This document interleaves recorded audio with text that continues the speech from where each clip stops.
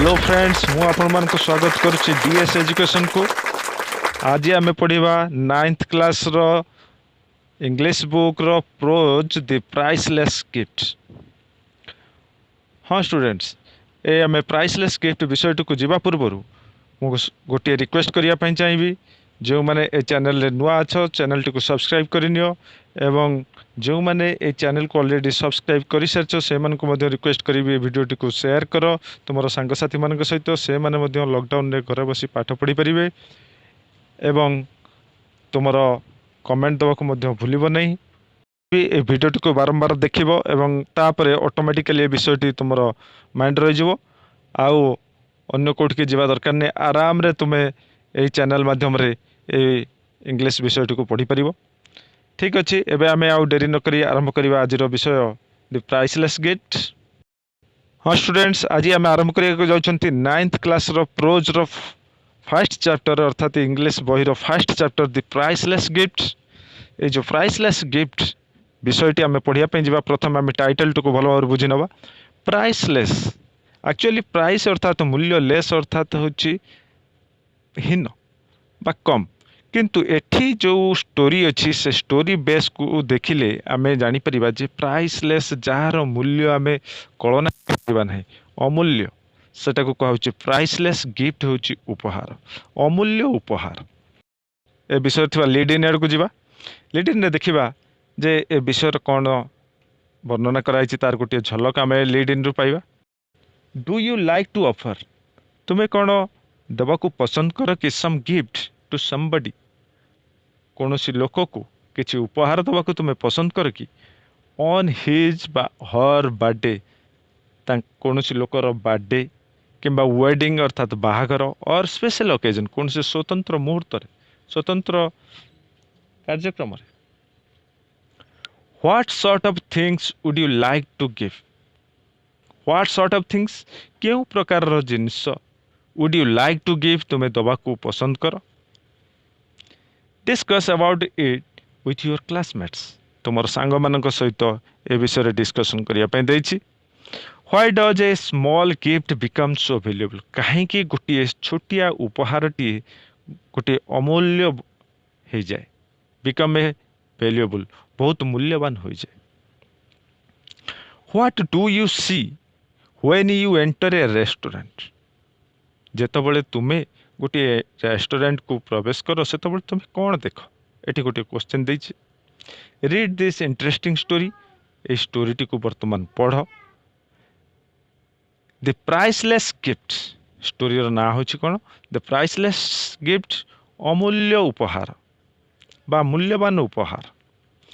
Here priceless means something which has a high value, एटी priceless रो अर्थ होछि कौन, something which has a high value, कौन से गोटे जिनस जार वैल्यू बहुत अधिक। बिकॉज इट इज रेयर, कहीं बिकॉज वाला कारण, इट इज रेयर यह बहुत क्वचित देखा जाए। Match your points of discussion with this description, ये जो डिस्क्रिप्शन सहित तुम पॉइंट को मैच कर। टेक्स्ट को जीवा। एठी जे राइटर से लिखुचंती, I went to a vegetarian restaurant, मु गोटे वेजिटेरियन रेस्टोरेंट को, निरामिष वेजिटेरियन वाला निरामिष, रेस्टोरेंट हूँ भोजनालय, मु गोटे निरामिष भोजनालय को गली। इट वाज लंच टाइम, कहीं गली ना लंच टाइम थिला, मध्याह्न समय जो भोजन करा जाए सेटा को लंच कहती।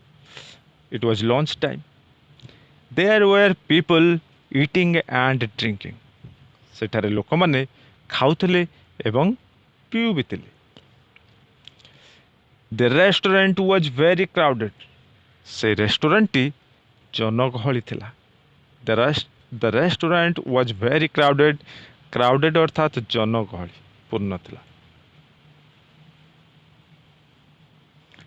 I saw that some of the chairs and tables had been pushed into a corner.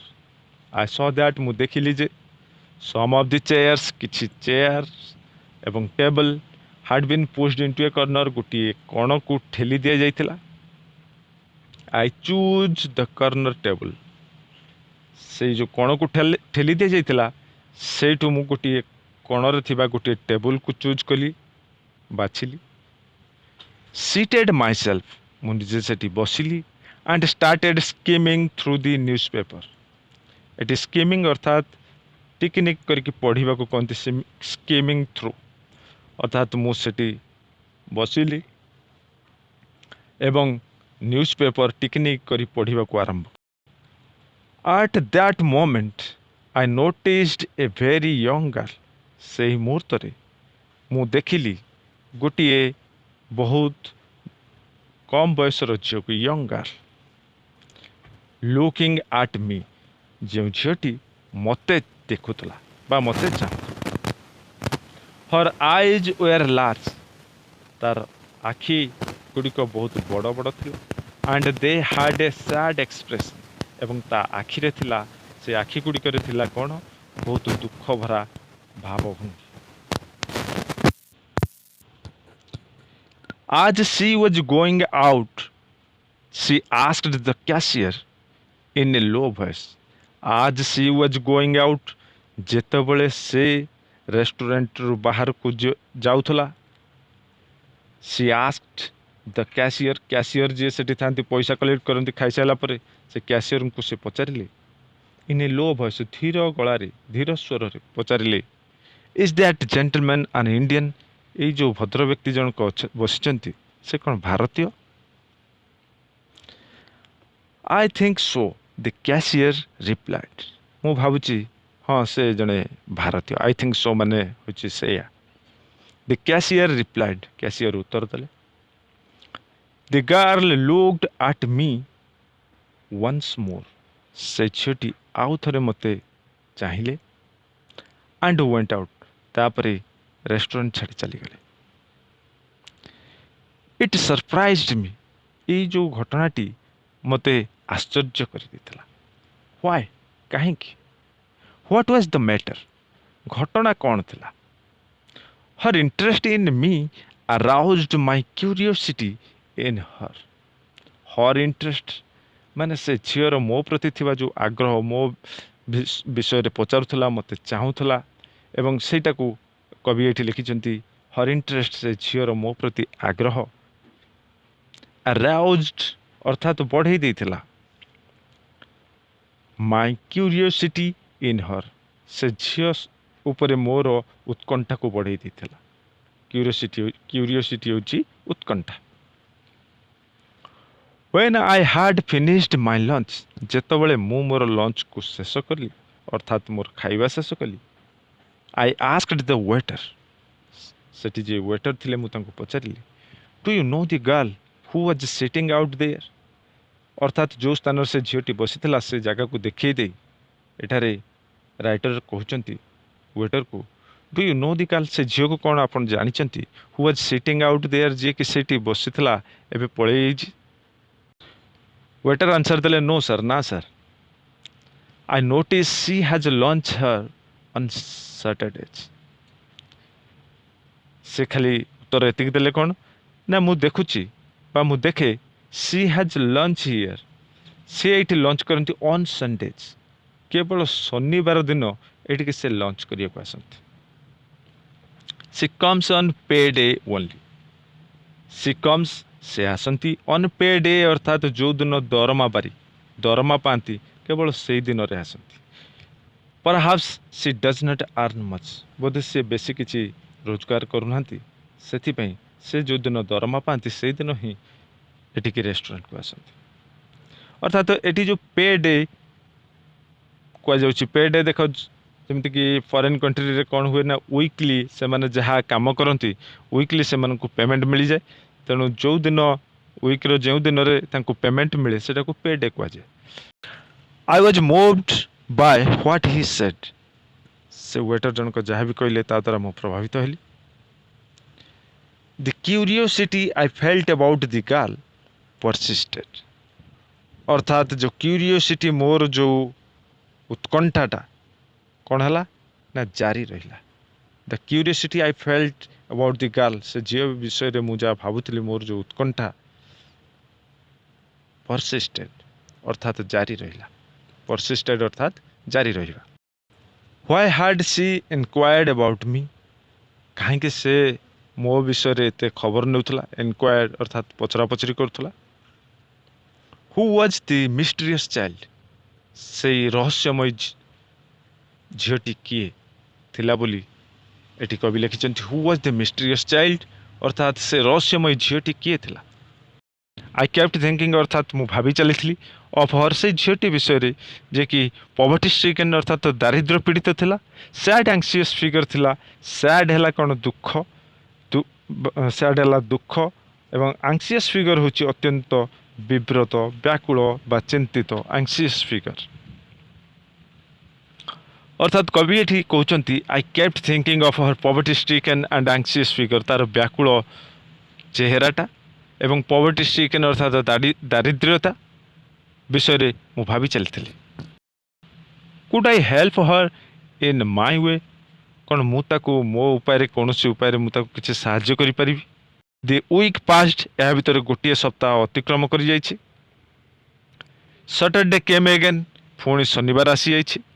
I went to the same restaurant, मुझे सेम रेस्टोरेंट को पुणी गली। आज आई एंटर्ड, मुझे से रेस्टोरेंट को प्रवेश कली। आई सॉ हर, मुझे झील को देखिली।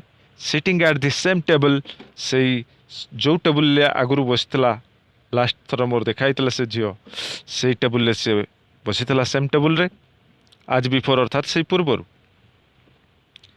सी वाज ईटिंग, से समय खाऊला। Hers, I went up to her, मुझे पाखक गली एवं टुक द चेयर, गोटे चेयर नहीं गली। अपोजिट हर्स, ता अपोजिट हर माने ता अपोजिट रे ता सामने रे पकईकी बसिली। I wished her a good afternoon, मुझे विश कली अर्थात अभिवादन जनइली, good afternoon. And then by making one brief remark, तापरे गोटे संक्षिप्त रिमार्क, गोटे सामान्य किसी मंतव्य देली। आफ्टर अनदर, तापरे I was able to start a conversation, मु से झील सहित किसी वार्तालाप करने सक्षम हेली। एबल अर्थात सक्षम हेली, कन्वर्सेशन होची वार्तालाप। एट लास्ट सी आस्क्ड, शेषर सी मते पचारिला, आर यू एन इंडियन, कौन आपन जड़े भारतीय। My brother is in India, मो भाई भारत रे अछि।